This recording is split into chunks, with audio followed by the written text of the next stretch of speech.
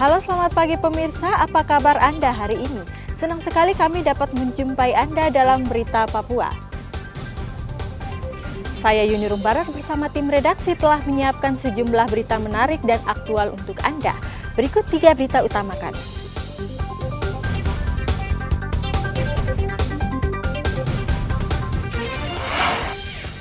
Puluhan mahasiswa di Timika berunjuk rasa menolak kenaikan BBM.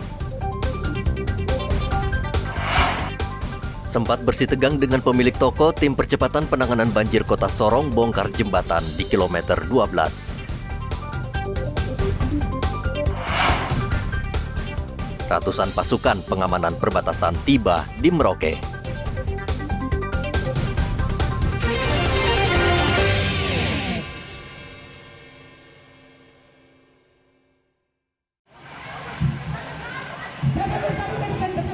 Puluhan mahasiswa yang tergabung dalam organisasi kemasyarakatan dan pemuda menggelar unjuk rasa menolak kenaikan harga BBM yang telah diumumkan Presiden beberapa waktu lalu.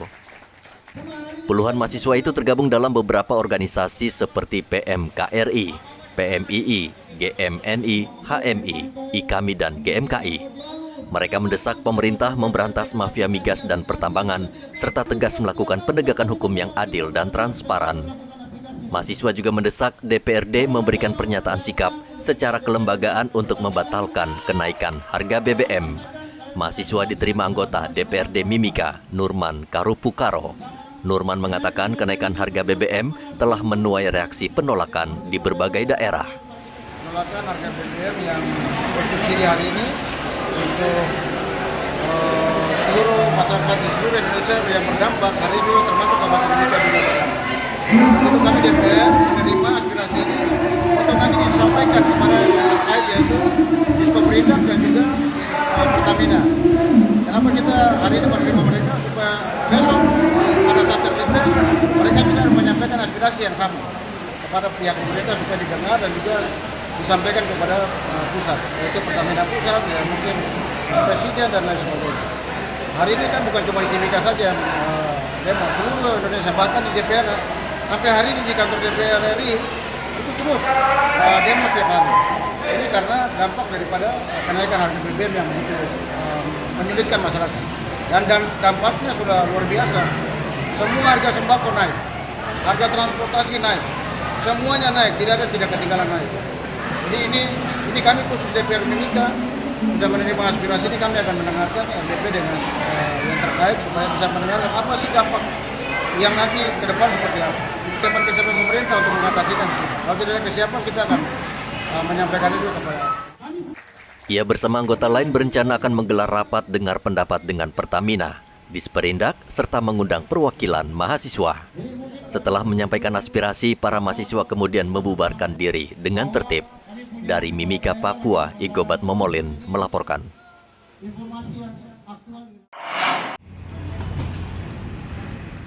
Warga Mimika memprotes langkah Pertamina yang dalam waktu dekat akan menerapkan aplikasi My Pertamina untuk membeli BBM.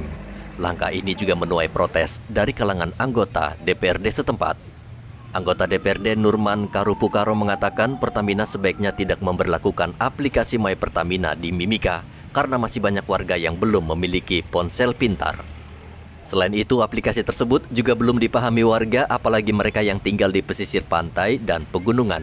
Kami justru sampai saat ini masyarakat belum bisa menerima karena kami di Papua ini sulit untuk menerapkan aplikasi My Pertamina. Untuk itu kami DPR meminta supaya pihak Pertamina khusus Papua tidak memperlakukan aplikasi itu. Kalau bisa dihapus, sebab itu menyulitkan masyarakat kecil, khususnya macam nelayan kami yang tidak punya handphone Android, yang cuma handphone kayu biasa, bahkan tidak punya handphone. Ini untuk itu kami minta kepada pihak Pertamina supaya tidak menggunakan aplikasi Pertamina ini di Kabupaten Mimika dan seluruh tanah Papua. Kesulitan, bahkan kami pun pejabat pun gaptek dengan hal-hal seperti itu. Jadi kita minta supaya pihak Pertamina dalam hal ini yang punya aplikasi itu supaya tidak digunakan di Papua. Sampai dengan bagaimana masyarakat mengerti tentang aplikasi itu baru bisa. Nurman meminta aplikasi ini tidak diterapkan di Mimika dan meminta Pertamina melibatkan instansi lain untuk melakukan pengawasan penyaluran BBM agar tepat sasaran. Nurman menilai jika penerapan aplikasi ini tetap dipaksakan akan menuai gelombang protes warga dan ia berharap Pertamina mempertimbangkan hal ini dengan baik. Dari Mimika, Papua, Igobet Momolin melaporkan.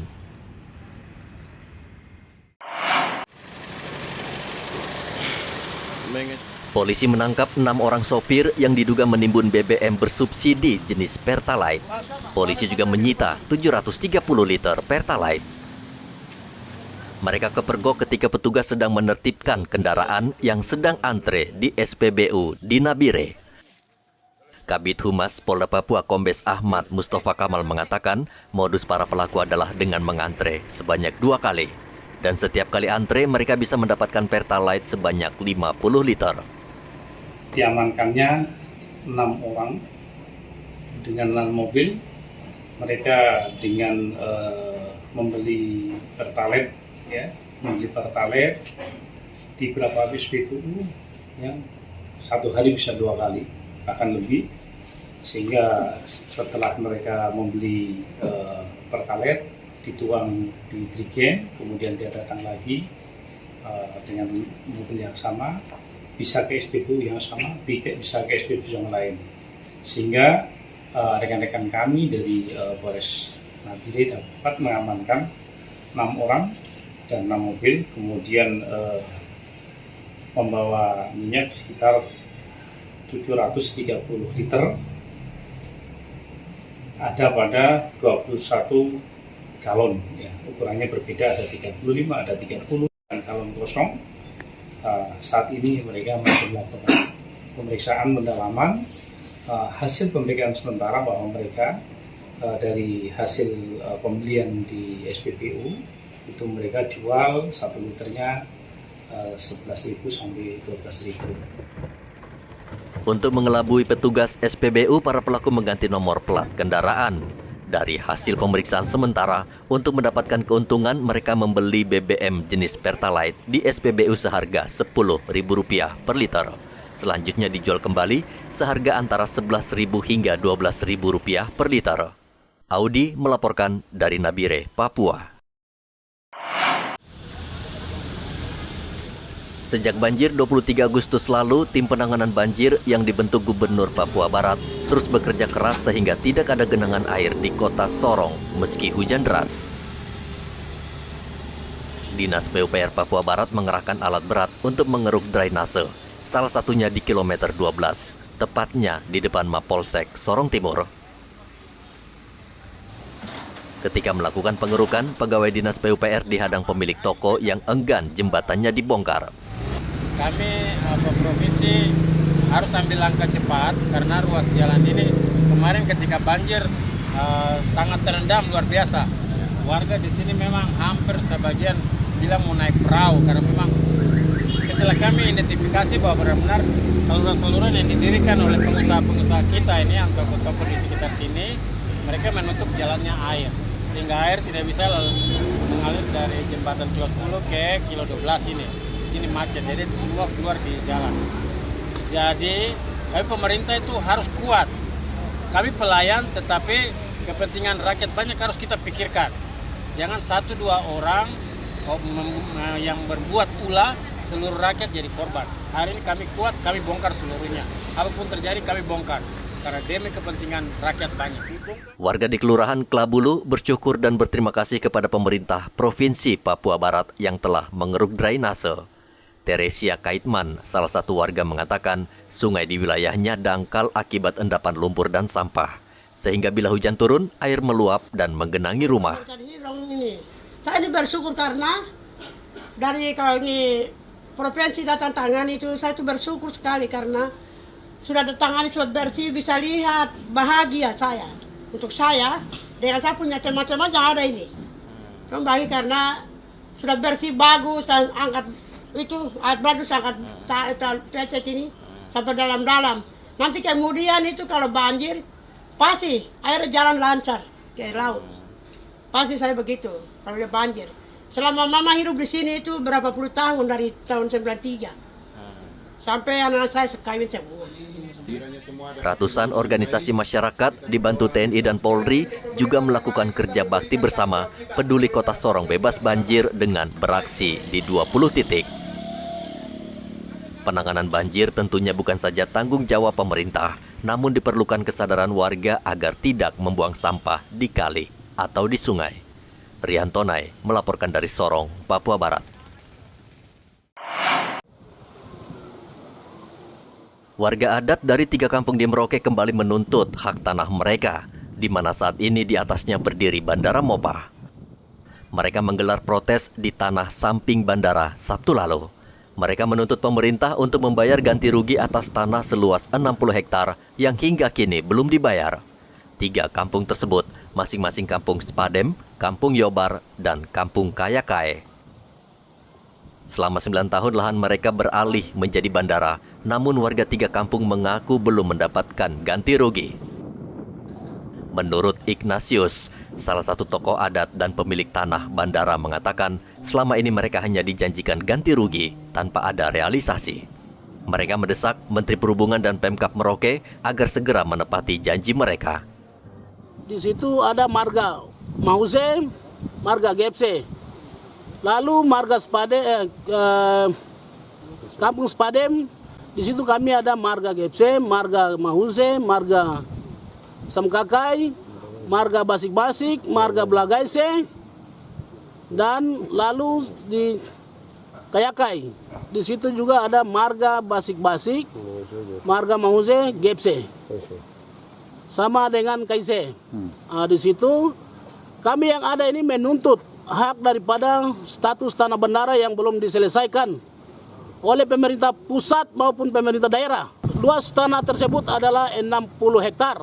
Sudah disuarakan dari 2013 sehingga sampai dengan saat sekarang 2022 ini belum ada titik penyelesaian yang sebenar-benarnya. Ini kami cuma hanya dijanji-janjikan saja, janji-janji palsu yang ada.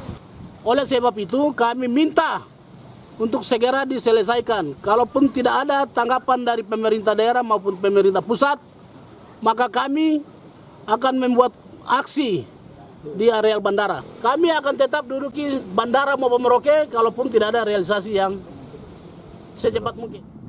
Jika masalah ini masih tetap terkatung-katung, dalam waktu dekat warga 3 kampung ini mengancam akan menduduki Bandara Mopah. Muhammad Ridwan melaporkan dari Merauke, Papua.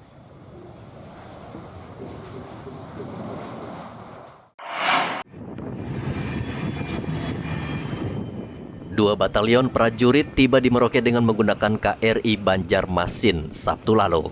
Mereka akan ditempatkan di wilayah sektor selatan Papua untuk menjaga perbatasan RI Papua New Guinea. 900 prajurit TNI itu berasal dari Yonif 511 Bibiatara Yoda dan Yonif 725 Woroagi. Mereka akan bertugas selama 9 bulan. Kasih Ops Korem 174 Animti Wanianggap Kolonel Irfan Yusri ditunjuk sebagai Irup dalam upacara penerimaan yang berlangsung di Dermaga Laut Yosudarso, Merauke. Irfan mengatakan semua prajurit yang bertugas wajib menjaga nama baik negara dan bangsa serta kesatuan. Mereka harus berperilaku baik serta menjalin komunikasi dengan warga. Untuk personil baru, Satgas 511 dan 725 akan menggantikan 410 dan Batalion 123. Penekanan kita saya rasa tidak jauh beda dengan apa yang sudah dilaksanakan oleh Satgas-Satgas yang terdahulu. Yaitu melaksanakan yang pertama pengamanan perbatasan wilayah RIPNJ di sektor selatan ini. Kemudian jaga nama baik satuan, kemudian perbanyak kegiatan teritorial melalui Binter dan Komsos. Demikian. Jumlah keseluruhan berapa? Jumlah keseluruhan 1 batalion 450 personil. Kita sekaligus sektor, ada 2 sektor, sektor bawah dan sektor atas. 725 450 orang, kemudian 511 450 orang. Akan bertugas berapa lama, Pak?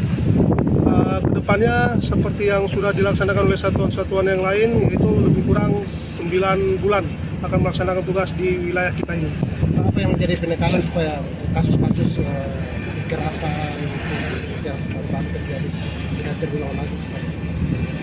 kita tekankan kepada Dansatgas, baik Dansatgas maupun Danpos itu untuk memberikan penekanan khusus kepada seluruh anggota yang akan melaksanakan tugas di wilayah kita ini.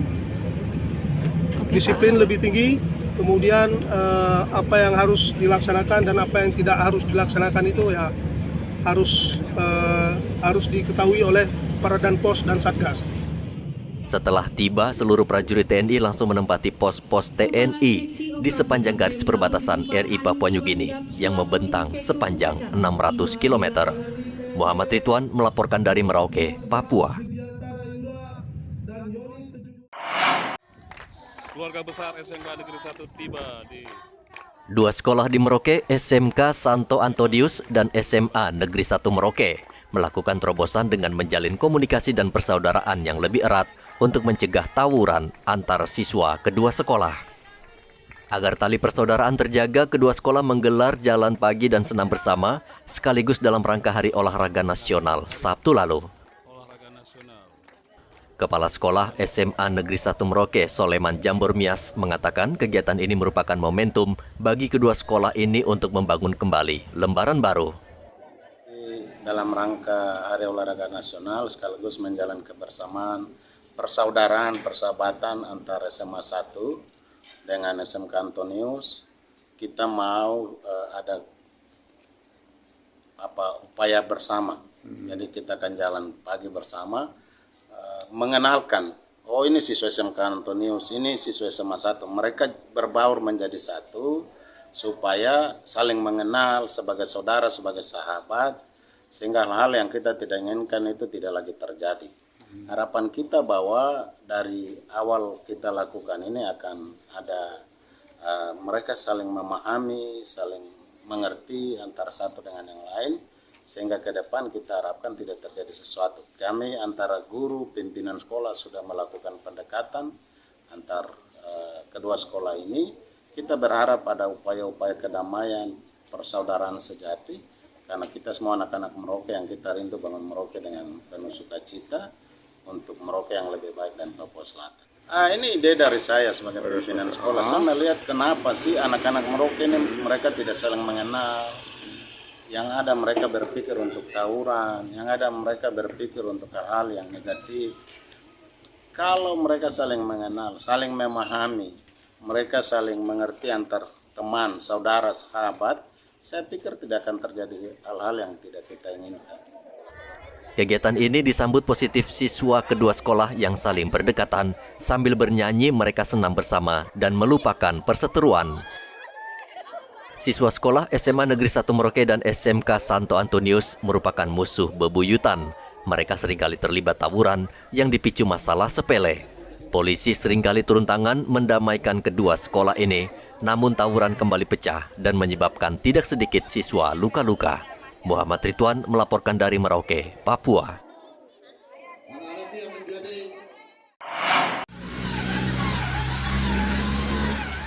Anak-anak binaan Yayasan Pengembangan Talenta Papua memiliki tangan yang terampil membuat kursi sofa. Hasil karya mereka berkualitas baik dan siap dijual di Timika. Mereka merupakan anak-anak putus sekolah yang berasal dari Amugme, sebagian lagi anak non-Papua.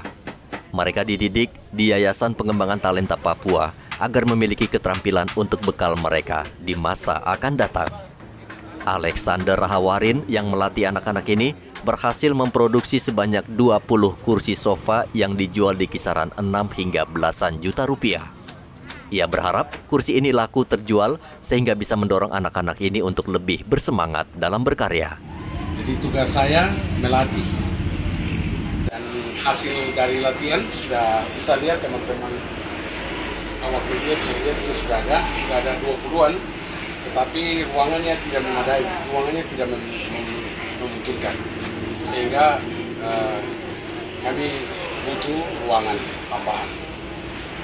Lalu hasil produksi ini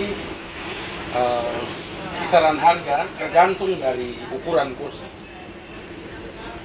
Kulit, kalau bahan itu kayu kuat dijamin, karena kayu yang berkualitas, kayu matua merah.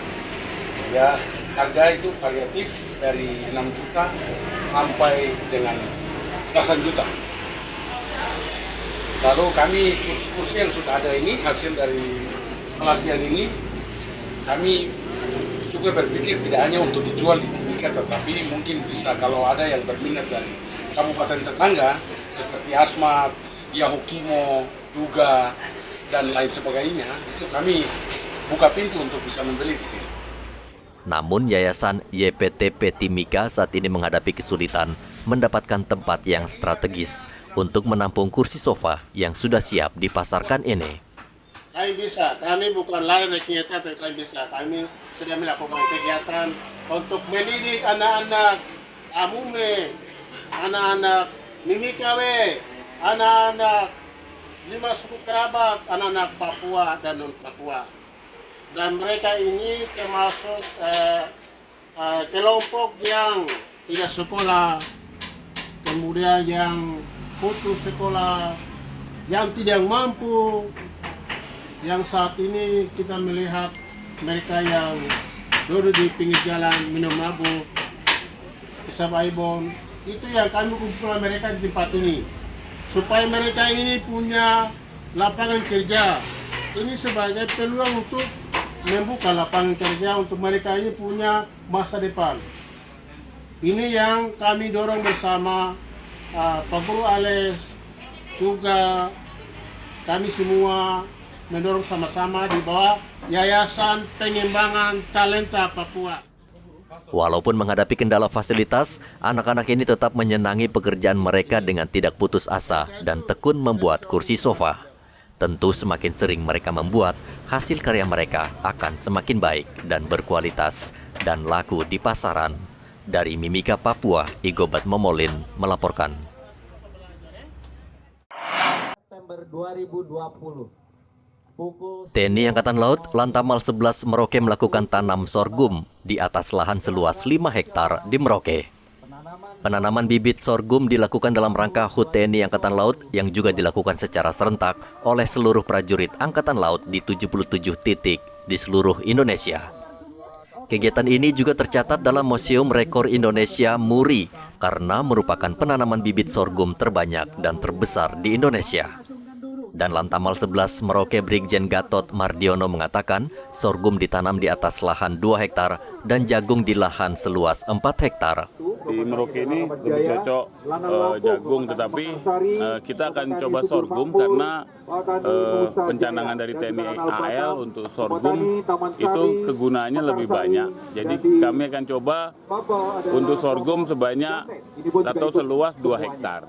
Tapi di Sarmayam kami sudah siap jagung bekerja sama dengan petani Millennium, itu sudah siap 4 hektar.